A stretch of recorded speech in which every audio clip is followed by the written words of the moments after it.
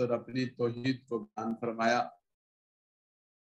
ارشاد باری تعالیٰ ہے قل هو اللہ احد، کہہ دیجئے وہ اللہ احد اکیلا ہے۔ اللہ الصمد، اللہ رب العزت کی ذات ایسی ذات ہے کہ اللہ کے علاوہ ہر کوئی اپنے ہر کام میں، ہر معاملے میں اللہ کا محتاج، اور اللہ رب العزت اپنے کسی معاملے میں بھی کسی کے محتاج نہیں۔ الصمد کا ترجمہ اردو زبان میں پوری طرح سے ہو نہیں پاتا۔ اردو زبان کا دامن اتنا تنگ ہے، وہ اس کے مفہوم کو بیان ہی نہیں کر سکتی۔ اللہ رب العزت کی عظمت کا جو مفہوم ہے،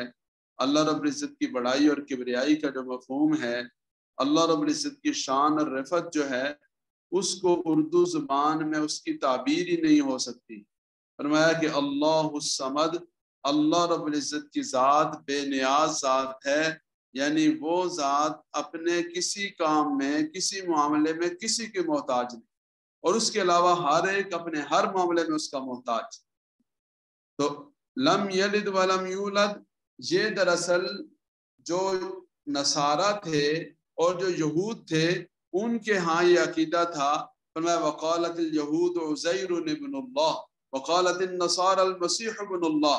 علیہ باللہ یہود نے یہ کہنا شروع کیا کہ حضرت عزیر علیہ السلام اللہ رب العزت کے بیٹے، اور نصارہ نے یہ کہنا شروع کیا کہ حضرت عیسیٰ علیہ السلام اللہ رب العزت کے بیٹے۔ فرمایا کہ لم یلد ولم یولد، اللہ رب العزت کا کسی کے ساتھ ولادت کا، اولاد یا باپ بیٹا ہونے کا رشتہ نہیں۔ اس لیے رشتہ نہیں کہ اگر کسی کے ساتھ رشتہ ہوگا تو فطری بات ہے کہ آدمی اس کا لحاظ رکھتا ہے، اس کے ساتھ مربت والا رشتہ ہوتا ہے۔ انسانوں میں آپ دیکھیں کہ جو آدمی بھی بادشاہ ہوگا، اقتدار میں ہوگا، کسی جگہ پر بھی ہوگا تو کسی نہ کسی درجے میں اقربا پروری کا اس کے اوپر الزام لگے گا۔ لیکن اللہ رب العزت کی ذات ایسی ذات ہے جس کے نزدیک نسب کا اور خاندان اور قبیلے کا اور رشتے اور برادری کا کوئی معنی نہیں۔ اس کے ہاں اعلان ہے ان اکرمکم عند اللہ اتقاکم، کہ ہماری بارگاہ میں، اللہ رب العزت کی بارگاہ میں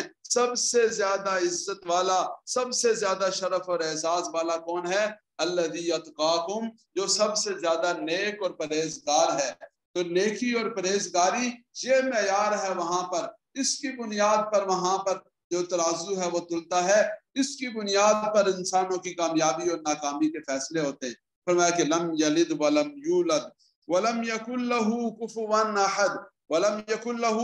اور اس کے لیے نہیں، کفوا احد، کفو کہتے ہیں کسی کا برابری والا، کسی کا ہم سر، کسی کا ہم پلہ، کسی کے ساتھ کسی کا کسی درجے میں توازن ہو، تو اس کے لیے یہ لفظ استعمال ہوتا ہے کہ وَلَمْ يَكُنْ لَهُ كُفُوًا أَحَدٌ۔ اللہ رب العزت کی ذات کے ساتھ کوئی برابری کا تصور نہیں کر سکتا۔ جب تصور نہیں کر سکتا تو پھر ظاہر ہے کسی اور کو اس کے ساتھ شریک بھی نہیں ٹھہرایا جا سکتا، اس لیے کہ شریک ٹھہرانے کے لیے کوئی نہ کوئی تو وجہ چاہیے، کوئی نہ کوئی تو بنیاد چاہیے، اور قرآن کریم میں جا بجا اللہ رب العزت نے اس بات کے بارے میں چیلنج فرمایا کہ اللہ کے علاوہ کسی اور نے کچھ پیدا کیا ہے تو وہ دکھا دو، اللہ رب العزت کے علاوہ کسی اور کا مشورہ شامل ہے وہ بتا دو، اللہ رب العزت کی ذات کے علاوہ کسی اور کا تعاون شامل ہے وہ بتا دو، اللہ رب العزت کی ذات کے علاوہ زندگی اور موت دینے کا اختیار کسی کے پاس ہے اس کے بارے میں آگاہ کر دو۔ چنانچہ حضرت ابراہیم علیہ السلام کا جو نمرود کے ساتھ مکالمہ ہوا،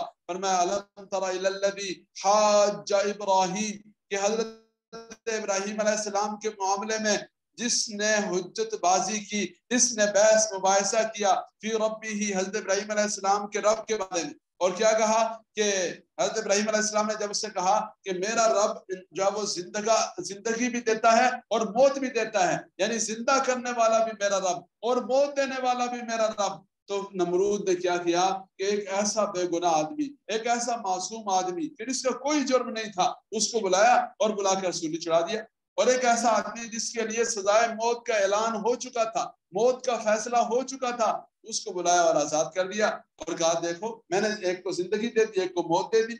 تو یہ جب آدمی شرک میں مبتلا ہوتا ہے، کفر میں مبتلا ہوتا ہے، تو ہمارے ہاں کہتے ہیں جی فلاں کی مت ماری گئی ہے، اس کی عقل چھن جاتی ہے، اس کے اندر سے یہ جو اللہ رب العزت نے شعور دیا ہوتا ہے وہ اس شعور سے محروم ہو جاتا ہے۔ تو اللہ رب العزت کی طرف سے وہ اس شعور سے محروم تھا، تو حضرت ابراہیم علیہ السلام نے اس کے ساتھ اس بارے میں حجت بازی کرنے کے بجائے کیا کہا کہ میرا رب تو سورج کو مشرق سے طلوع کرتا ہے، فاتی بہا من المغرب، اگر تمہاری طرف سے کوئی دعویٰ ہے یا تم یہ سمجھتے ہو کہ تم بھی کچھ کر سکتے ہو تو فاتی بہا من المغرب، تو اس سورج کو مغرب سے طلوع کر کے دکھا دو۔ فبہت الذی کفر، حضرت ابراہیم علیہ السلام کی اس دلیل کے سامنے وہ ہکا بکا رہ گیا، مبہوت رہ گیا۔ اب وہ اس کا کیا جواب دیتا؟ یہ کام تو رب ذوالجلال کے علاوہ کوئی اور کر نہیں سکتا، زندگی موت بھی رب کے علاوہ کوئی نہیں دے سکتا، لیکن دنیا میں اللہ رب العزت نے اپنے بندوں کو جو ڈھیل دی ہوئی ہے اس ڈھیل کا اس نے مظاہرہ کیا، اور اوپر سے اس کے اندر یہ نادانی اور کم عقلی کی بات تھی،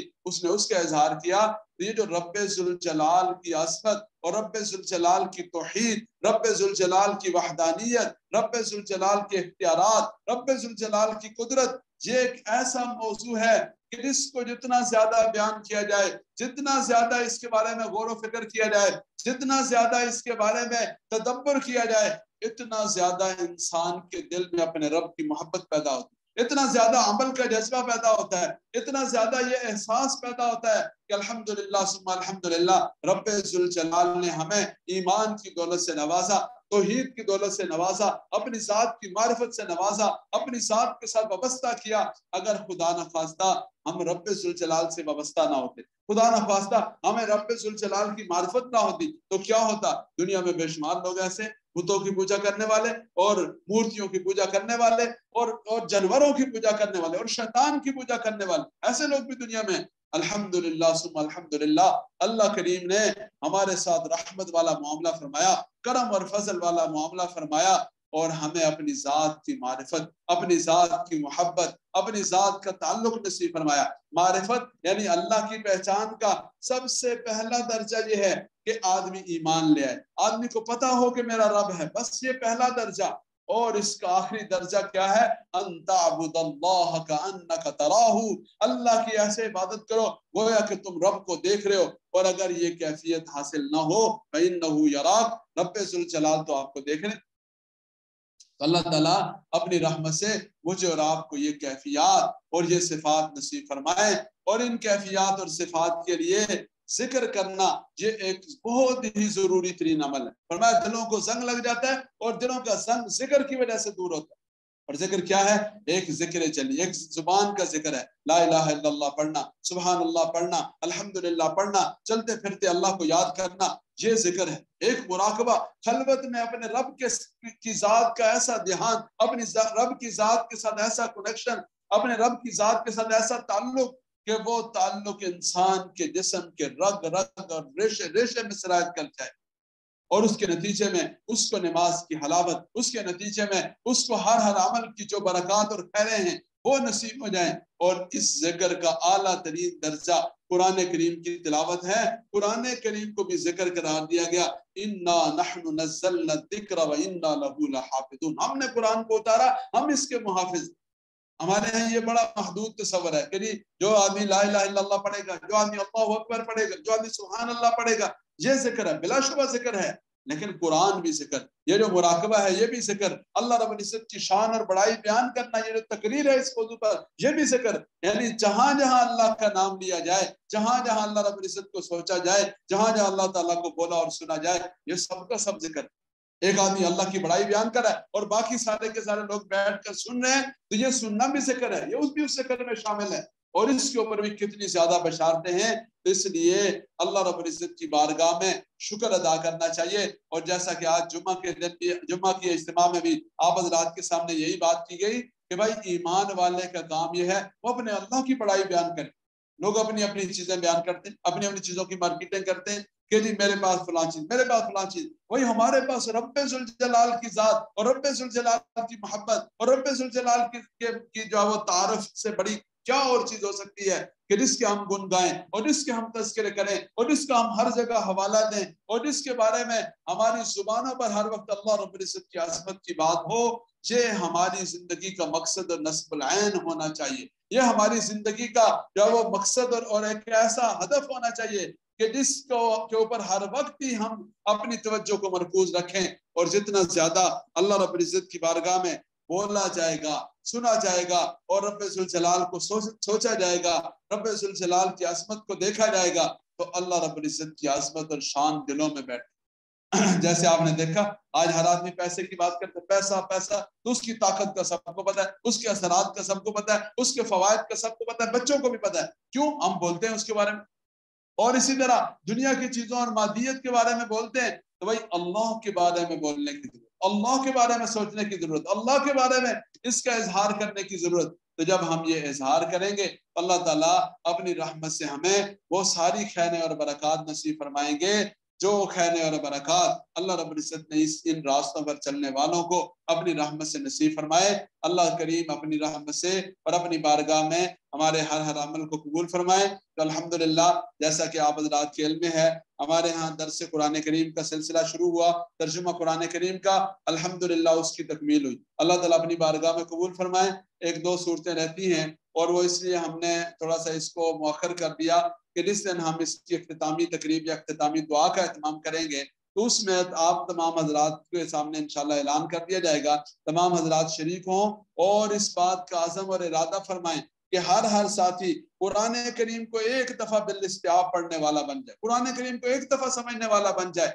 इसलिए कि उसके बगैर रब्बे जुल जलाल की मारिफत मुमकिन ही नहीं। लेकिन अगर कुरान करीम किसके साथ ताल्लुक जुड़ गया, कुरान करीम को समझने वाले बन गए, तो अल्लाह ताला अपनी रहमत से इंशाअल्लाह अज़ीज़ अपनी ज़ात की मोहब्बत और कुरान करीम की हलावत नसीब फरमा दें। अल्हम्दुलिल्लाह, हमारे कितने साथी हैं, अल्लाह ताला कबूल फरमाए। यहाँ डॉक्टर शाहिद साहब माशाल्लाह शेजार टाउन से शिफ्ट भी हो गए और आज माशाल्लाह एहतमाम से तशरीफ लाए हुए भाई अमजद साहब हैं, डॉक्टर अहमद बिलाल साहब हैं, भाई खुर्रम साहब हैं और कई साथी माशाल्लाह इन्होंने अल्लाह ताला के फजल करम से शुरू किया कुरान करीम का तर्जुमा पढ़ना और आज अल्हम्दुलिल्लाह हम इस मंजिल तक पहुंचे कि हमारा कुरान करीम मुकम्मल हुआ। लेकिन ये मुकम्मल नहीं होता, ये तो ऐसी चीज है कि ये बार बार पढ़ने वाली चीज, बार बार सीखने वाली चीज, बार बार क्या वो समझने वाली चीज, और जितना ज्यादा इसे पढ़ेंगे, जितना ज्यादा इस पर मेहनत करेंगे, अल्लाह ताला इसकी जो बरकत है और इसकी जो हलावत है वो इंशाअल्लाह नसीब फरमाएंगे। और जुमा की शाम को ये जो इस्लाही मजलिस है, ये इस्लाही मजलिस इस गरज से है कि हमारे अंदर शौक पैदा हो, अमल करने का जज्बा पैदा हो।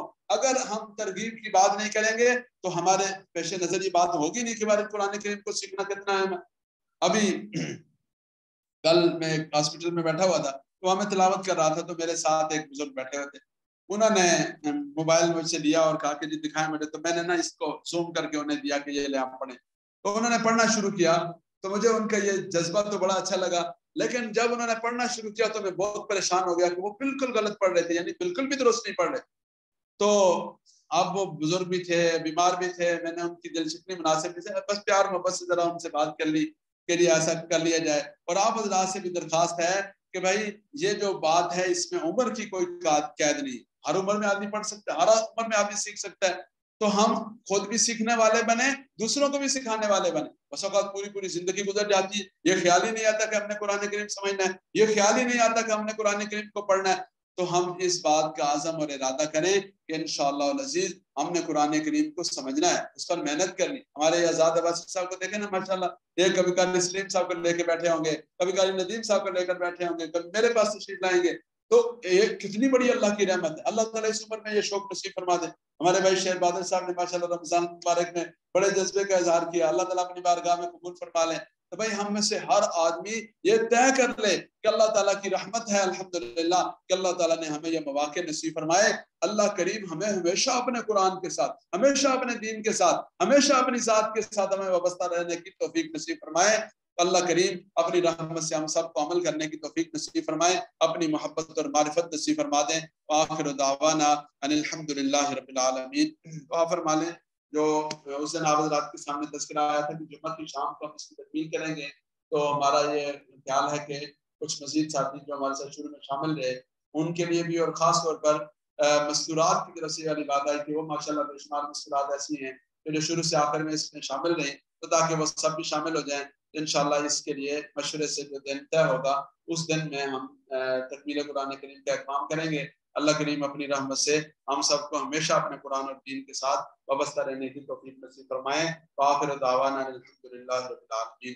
आमीन। अल्लाहुम्मा सल्ली अला मुहम्मदिन नबिय्यिल उम्मी व अला आलिहि व अस्हाबिहि व सल्लिम तस्लीमन कसीरन कसीरा। ربنا آتنا فی الدنیا حسنہ وفی الآخرۃ حسنۃ وقنا عذاب النار۔ کریم اللہ ہمارے حال پر اپنا خصوصی رحم و کرم فرما دے۔ اللہ ہم سب کو اپنے دین کے ساتھ، قرآن کے ساتھ، اللہ دین کے سیکھنے سکھانے کے ساتھ اپنی رحمت سے وابستہ رہنے کی توفیق نصیب فرما دے۔ اللہ جو ساتھی ہمارے اس محلے کے آن لائن دنیا کے مختلف ممالک سے اس مبارک عمل میں ہمارے ساتھ شامل ہوئے، اللہ سب کو اپنے محبوب بندوں میں شامل فرما دیں۔ اللہ اپنے قرآن کے خاتموں میں قیامت والے دن ان کا حشر فرما دینا۔ اللہ ہم سب کو پوری زندگی مستقل مزاجی کے ساتھ، دین کے ساتھ، قرآن کریم کے ساتھ وابستہ رہنے کی توفیق نصیب فرما دے۔ اللہ محرومی سے محفوظ فرما دینا، اللہ کٹ جانے سے محفوظ فرما دینا۔ اللہ اپنی رحمت سے دین کے کام کے ساتھ لگائے رکھنا۔ حضرت مولانا عمر پالن پوری فرماتے تھے یہ کام کرتے کرتے مرنا ہے، مرتے مرتے کرنا ہے۔ تو اللہ ہمیں مرتے مرتے بھی اللہ اس کام کے ساتھ جوڑے رکھنا، اور اللہ کرتے کرتے اللہ پوری زندگی گزارنے کی توفیق نصیب فرما دینا۔ اور اللہ یہ جتنے بچے، طلباء، ہمارے آن لائن جو طالبات، دیگر یا اللہ جو لوگ بھی جس شکل میں آپ کے دین کی محنت میں لگیں، اللہ سب کو اپنی شان کے مطابق اجر نصیب فرما دے۔ اللہ جو احباب ہمارے حج کے سفر پر رہے ہیں، بھائی عامر صاحب، عبداللہ صاحب، اللہ ان کا سفر قبول فرما دے۔ اللہ اسی طرح سعودیہ سے بھائی عبدالقدوس صاحب، دیگر جو رفقا ہمارے اس قرآن کلاس اور اس محنت کے حصہ رہے شروع سے، اللہ سب کو دین دنیا کی خیروں سے مالا مال فرما دے۔ اللہ ہمارے اس مرکز کو پورے عالم میں ہدایت اور خیر کے پھیلنے کا ذریعہ بنا دے۔ سبحان ربک رب العزت عما یصفون وسلام علی المرسلین والحمد للہ رب العالمین برحمتک یا